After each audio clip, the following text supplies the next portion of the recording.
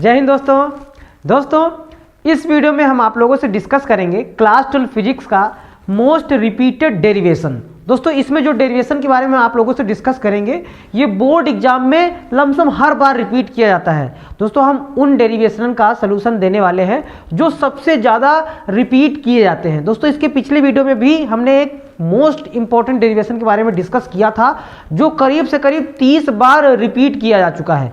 ये दोस्तों वो वाला वीडियो आप लोगों ने नहीं देखा है तो मैं उसका लिंक डिस्क्रिप्शन बॉक्स में दे दूंगा, आप जाके वहां से उसको देख सकते हैं। तो दोस्तों ये वीडियो बहुत ही अच्छा होने वाला है अगर आप बोर्ड प्रिपरेशन की तैयारी अच्छे से करना चाहते हैं तो दोस्तों इसलिए वीडियो को अंत तक जरूर देखना।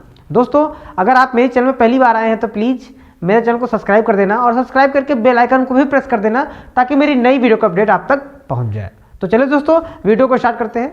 दोस्तों इसमें ये जो क्वेश्चन है वो ये है कि व्यतिकरण की शर्तों का उल्लेख कीजिए तथा यंग के द्विरेखा छिद्र प्रयोग में फ्रिंज की चौड़ाई को नापकर प्रकाश की तरंग दैर्घ्य की गणना करना है। आपको प्रकाश की जो तरंग दैर्घ्य होती है उसकी गणना करनी है या फ्रिंज की चौड़ाई का हमें सूत्र ज्ञात करना है W बराबर d लैम्डा अपान स्मॉल d।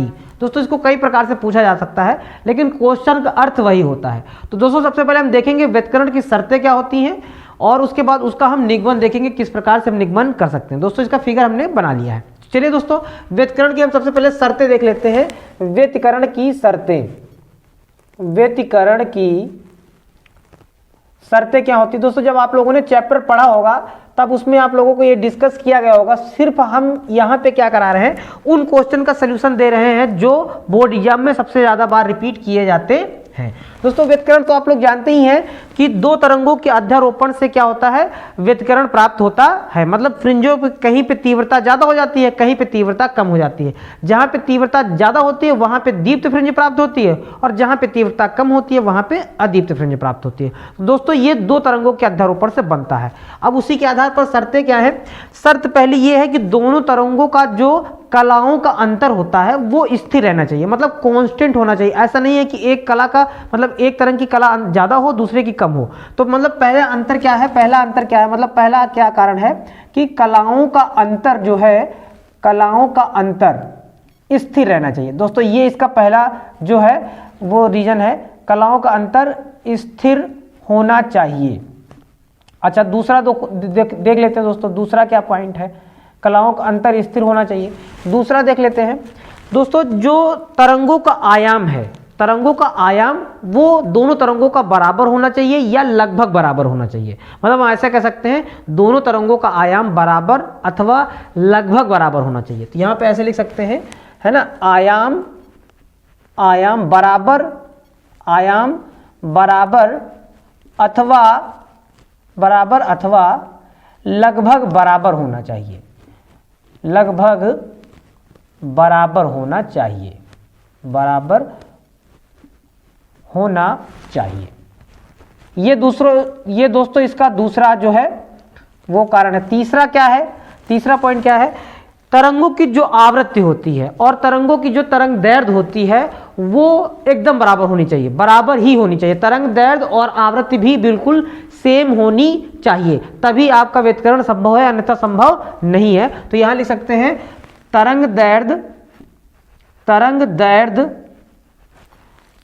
है ना तथा आवृत्ति, तरंग दैर्घ्य तथा आवृत्ति बराबर होनी चाहिए, बराबर होनी चाहिए। ये दोस्तों इसका तीसरा रीजन है। उसके बाद चौथा क्या है शर्त, चौथी शर्त क्या है दोस्तों, ये जो छिद्र दिख रहे हैं ये बहुत समीप होने चाहिए, मतलब पास जो स्लिटें हैं उनके जो छिद्र की दूरी है वो बहुत पास होनी चाहिए, मतलब बहुत पास होनी चाहिए। तो ऐसे लिख सकते हैं, है ना, कि स्लिटों के बीच की दूरी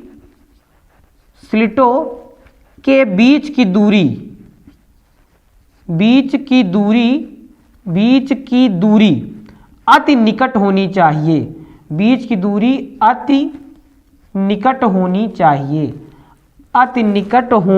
चाहिए। ये दोस्तों इसका जो है चौथा जो है शर्त हो गई। पांचवी शर्त दोस्तों क्या है, जो ये छिद्र दिए गए हैं ये बहुत बारीक छिद्र होने चाहिए, मतलब बहुत ही संकीर्ण छिद्र होने चाहिए, तब व्यतिकरण बहुत अच्छे से प्राप्त होता है। तो ऐसा लिख सकते हैं कि जो स्लिट है या जो छिद्र है छिद्र बहुत, या लिख सकते हैं अत्यंत, अत्यंत संकीर्ण। संकीर्ण का मतलब दोस्तों होता है बहुत ही बारीक, संकीर्ण होने चाहिए। ये दोस्तों ये क्या है मेरी, ये व्युत्करण की शर्तें हैं। ये 5 शर्तें आप लोगों को याद रखनी है। 5 शर्तें लिखने के बाद दोस्तों इसकी उत्पत्ति पे हम चलेंगे। अब इसकी उत्पत्ति देखते हैं कि उत्पत्ति कैसे कर सकते हैं। दोस्तों ये वीडियो आप लोग अंत तक देखना, उसके बाद आप इसका स्क्रीनशॉट ले लेना और उसको उसी प्रकार से तैयार कर लेना। गारंटी के साथ ये बोर्ड एग्जाम में क्वेश्चन पूछा जाएगा। बहुत ही इंपॉर्टेंट है, आप लोगों के लिए बहुत ही ज़्यादा इंपॉर्टेंट है। चलिए दोस्तों अब थोड़ा सा उत्पत्ति इसकी देख लेते हैं। इस डेरिवेशन की उत्पत्ति देखते हैं क्या हो जाएगी। उत्पत्ति, उत्पत्ति के लिए दोस्तों थोड़ा सा हमें लैंग्वेज हमें हल्का सा लिखना पड़ेगा। लैंग्वेज हम देखो कैसे लिख सकते हैं, जो फिगर हमें दिखेगा वो हम लैंग्वेज दोस्तों लिख देंगे। देखिए जैसे मान लो ये स्लिट दी गई तो हम मानेंगे कि माना एक स्लिट S1 S2 है जिनके बीच की दूरी क्या है, स्मॉल d है, तथा S1 से चलने वाली प्रकाश किरण बिंदु P तक पहुंचने के लिए S1P दूरी तय करती है, तथा S2 किरण बिंदु P तक पहुंचने के लिए S2P तय करती है। अतः इन दोनों किरणों के बीच का पथांतर दोस्तों क्या हो जाएगा, S2 है। पथांतर का मतलब देखो दोस्तों ये किरण थोड़ा पीछे से चल रही है और ये किरण थोड़ा आगे से चल रही है, तो जिस कारण ये वाला किरण जो है वो बिंदु P पर पहली पहुंच जाएगी और S2 वाली लेट में पहुंचेगी, क्योंकि दोस्तों पीछे से पहुंच रही है। अगर यहाँ से चलना स्टार्ट कर दे यहाँ से, तो दोनों सेम टाइम पर पहुंच जाएंगे। तो जो पथांतर होता है मतलब पथों का अंतर, जो जितना डिफरेंस आता है वो इतना डिफरेंस आता है। तो दोस्तों यही हम थोड़ा सा लैंग्वेज के रूप में लिखेंगे, फिर आप लोगों को डेरिवेशन समझाएंगे। तो दोस्तों हम भाषा लिख देते हैं। सबसे पहले क्या लिखेंगे, माना स्लिटों के बीच, माना स्लिटों के बीच की दूरी, स्लिटों के बीच की दूरी S1 S2 बराबर क्या है, d है, तथा स्लिटों के बीच की दूरी स्मॉल d है, तथा पर्दे के बीच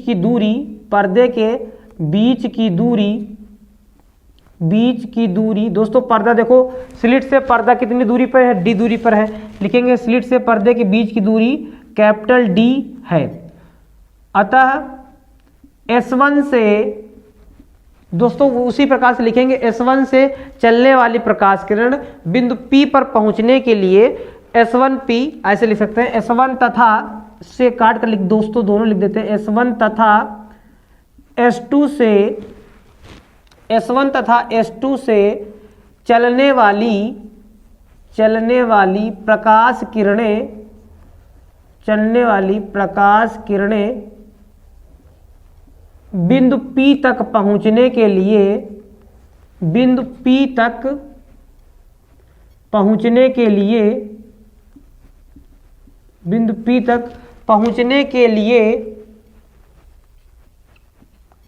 S1P व S2P दूरियां तय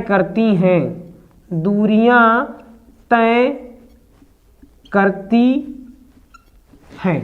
दोस्तों S1 व S2 से चलने वाली प्रकाश किरण बिंदु P तक पहुंचने के लिए S1P तथा S2P दूरियां तय करती हैं। अतः इन दोनों किरणों के बीच का जो पथांतर होगा वो निकाल लेंगे। अतः ऐसे लिख सकते हैं, अतः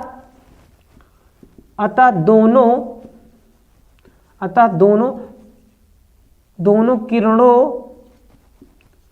किरणों के बीच पथांतर मतलब पथों का अंतर दोस्तों क्या होगा, पथांतर S2P मतलब जो नीचे वाली तरंग है नीचे से ऊपर जाएगी, S2P माइनस का S1P, S2P माइनस का S1P बराबर क्या हो जाएगा, S2A हो जाएगा। दोस्तों ये बात आपको समझनी है। देखो हमें ये वाला देखो इतना अंतर है तो क्या करेंगे, S2P ये वाली पूरी डिस्टेंस लेंगे, फिर S1P लेंगे, ये घटा देंगे तो हमारा पथों का अंतर आ जाएगा। तो हमारा क्या हो जाएगा, S2P माइनस S1P बराबर क्या हो जाएगा, S2A हो जाएगा। दोस्तों ये हमारा पथांतर हो जाएगा। अब थोड़ा आपको समझना है डेरिवेशन, अब थोड़ा सा हम स्टार्ट करने जा रहे हैं।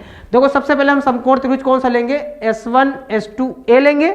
उसके बाद कौन सा लेंगे, दूसरा PCO, क्योंकि दोस्तों दोनों समरूप हैं, दोनों समकोण त्रिभुज हैं, तो हम ऐसे ले सकते हैं। अतः समकोण त्रिभुज इसलिए ऐसे कह सकते हैं, समकोण त्रिभुज S1 S2A तथा समकोण त्रिभुज PCO ओ में क्या हो जाएगा दोस्तों, चलिए समझते हैं। चलिए दोस्तों समझते हैं थोड़ा सा। अब देखो यहाँ पथों का अंतर क्या है, H2A है तो इसको लिख देंगे ऐसे ही, क्या हो जाएगा H2A बटे S1S2। ये H2A बटे जो है S1S2 किसके बराबर होगा दोस्तों, बराबर होगा ये PO बटे CO। किसके बराबर होगा, PO बटे CO। ये हो जाएगा बराबर PO बटे CO हो जाएगा। अब दोस्तों जो डिस्टेंस दी गई है, जो वैल्यू दी गई है हम सब इसमें रख देंगे। दोस्तों देखो H2A हमें नहीं दिया गया है, हम ऐसे ही लिख देंगे H2A बटे S1S2 का मान देखो दोस्तों यहाँ दिया गया है। S1S2 क्या है, स्मॉल d है, रख देंगे स्मॉल d हो जाएगा बराबर PO। दोस्तों देखो क्या है, PO कितना दिया गया है, x दिया गया है, पुट कर देंगे यहाँ क्या हो जाएगा x बटे जो दोस्तों ये CO है वो कैपिटल D दिया गया है, रख देंगे कैपिटल D हो जाएगा। तो दोस्तों हमारा पथांतर इससे क्या निकल आएगा, पथांतर मतलब H2A बराबर क्या हो जाएगा x, ये जो नीचे d है इधर भेज देंगे क्योंकि ऊपर जाएगा तो मल्टीप्लाई में हो जाएगा, तो क्या हो जाएगा XD अपान कैपिटल D। दोस्तों ये हमारा पथांतर आ जाएगा। अब ये हमारे अकॉर्डिंग हुआ है। अब इसमें दो कंडीशन होती है, एक होती है दीप्त फ्रिंज की स्थिति, एक होती है अदीप्त फ्रिंज की। मतलब जब वितरण होता है तो कुछ स्थानों पे तीव्रता बहुत कम हो जाती है, लगभग शून्य हो जाती है, और कुछ स्थानों पर बहुत ज़्यादा हो जाती है, लगभग मतलब अनंत ऐसा कह सकते हैं, बहुत ज़्यादा हो जाती है, मतलब जहाँ पे एकदम चमकीली दीप्त फ्रिंज प्राप्त होती है। तो दोस्तों उन्हीं के लिए हम पहले लिखेंगे दीप्त फ्रिंज की पहले स्थिति निकालेंगे जहाँ पर तीव्रता अधिकतम होती है। तो यहाँ पे लिख देंगे दीप्त फ्रिंज के लिए, या दीप्त फ्रिंज की स्थिति ऐसे भी लिख सकते हैं, या दीप्त फ्रिंज की स्थिति ऐसे लिख दो, दीप्त फ्रिंज की स्थिति।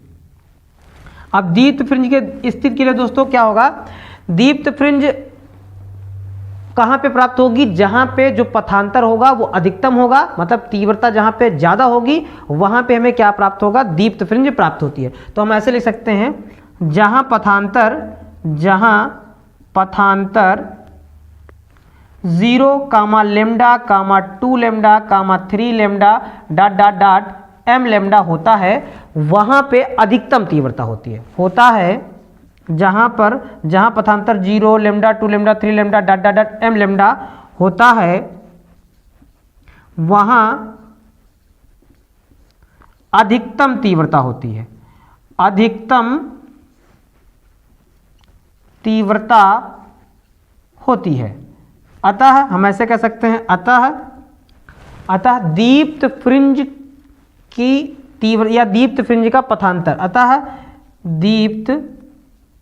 दीप्त फ्रिंज के लिए या अधिकतम तीव्रता के लिए दीप्त फ्रिंज के लिए दोस्तों हमारा पथांतर यहाँ पे क्या आया था, XD अपान कैपिटल D। तो इसको लेंगे XD अपान कैपिटल D, और अधिकतम तीव्रता के लिए मेरा पथांतर क्या प्राप्त होगा, m लेमडा। तो इसको इक्वल कर देंगे तो क्या हो जाएगा m लेमडा।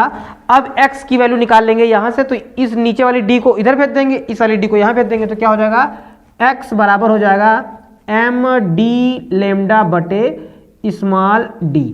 दोस्तों ये दीप्त फ्रिंज की स्थिति के निकल आएगा। इसी प्रकार से हम अदीप्त फ्रिंज की स्थिति के लिए निकालेंगे, फिर दोनों की फ्रिंज की चौड़ाई हम ज्ञात कर लेंगे। अब यहाँ पे लिख देते हैं अदीप्त फ्रिंज की स्थिति। दोस्तों अदीप्त फ्रिंज की स्थिति। अब दोस्तों अदीप्त फ्रिंज की स्थिति कब प्राप्त होगी, अदीप्त फ्रिंज जब प्राप्त होती है जब तीव्रता न्यूनतम होती है, मतलब ऐसे कह सकते हैं जहां पे पथांतर लेमडा बाई 2, 3 लेमडा बाई 2 या 5 लेमडा बाई 2 होता है, वहां पे हमें अदीप्त फ्रिंज प्राप्त होते हैं। तो ऐसे लिख सकते हैं जहां पथांतर lambda by 2 comma 3 lambda by 2 comma 5 lambda by 2 dot dot dot, यहाँ पे क्या हो जाएगा m-1। दोस्तों यहाँ हो जाएगा m-1/2 लेमडा होती है, वहाँ पे हमें अदीप्त फ्रिंज प्राप्त होती है। अतः ऐसे कह सकते हैं, अतः पथांतर क्या हो जाएगा दोस्तों, हमारे अकॉर्डिंग क्या था, XD अपान कैपिटल D था। अतः यहाँ क्या हो जाएगा XD अपान कैपिटल D बराबर, ये क्या आया है दोस्तों, m-1/2 लेमडा। अब दोस्तों इसमें फार्मूला हम निकाल लेंगे, ये जो डी है उसी प्रकार से ऊपर भेज देंगे तो क्या हो जाएगा दोस्तों, अब यहाँ सॉल्व किए दे रहे हैं दोस्तों, ये ऐसे सॉल्व किए दे रहे हैं तो क्या हो जाएगा, यक्स बराबर ये नीचे वाला डी ऊपर पहुंच जाएगा तो क्या हो जाएगा m-1/2 डी लेमडा बटे ये वाला ऊपर वाला डी नीचे पहुंच जाएगा तो क्या हो जाएगा, स्मॉल डी हो जाएगा। दोस्तों ये अदीप्त फ्रिंज के लिए फार्मूला हमारा हो जाएगा, अदीप्त फ्रिंज के लिए ये वाला फार्मूला हो जाएगा। अब दोस्तों हमें क्या करना है, अब हमें दोस्तों फ्रिंज की चौड़ाई ज्ञात करनी है, फ्रिंज की चौड़ाई ज्ञात करनी है। फ्रिंज की चौड़ाई के लिए हम थोड़ा सा मान लेंगे, यहाँ पे हेडिंग में डाल लेंगे फ्रिंज की चौड़ाई कैसे ज्ञात कर सकते हैं, फ्रिंज की चौड़ाई